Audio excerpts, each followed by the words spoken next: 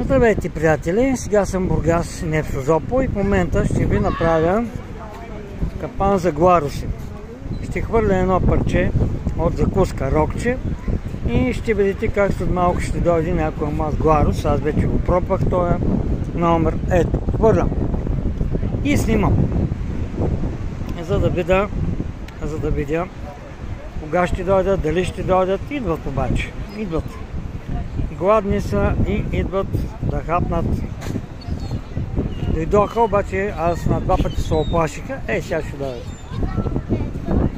Снимам ви в момента рокчето.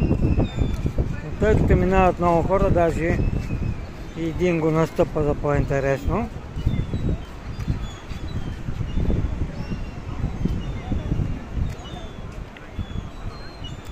Доста хора има на Кея в Бургас. Аз в момента съм на Кея в Бургас, но в момента чакам за капана за гларуси.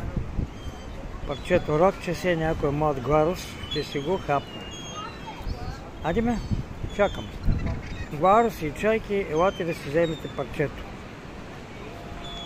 Малко са обезпокоени, не има много хора, но ще преработи в крайна сметка този капан за гларуси.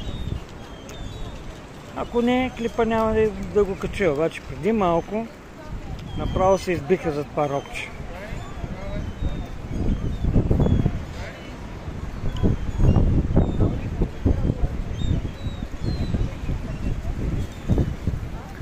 Горкото рокче преди малко го настъпа един от туристите си, а пък един мина отгоре с колелото за по-интересно.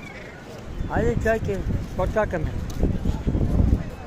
Чайки и гларуси, чакаме рокчето. Ето. Забелязали са го.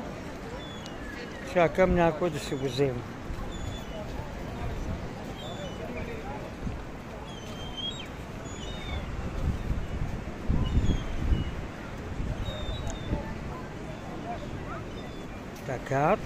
Така.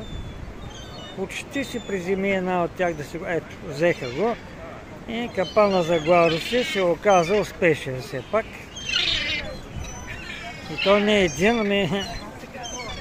Това са млади средиземноморски жълтокраки чай.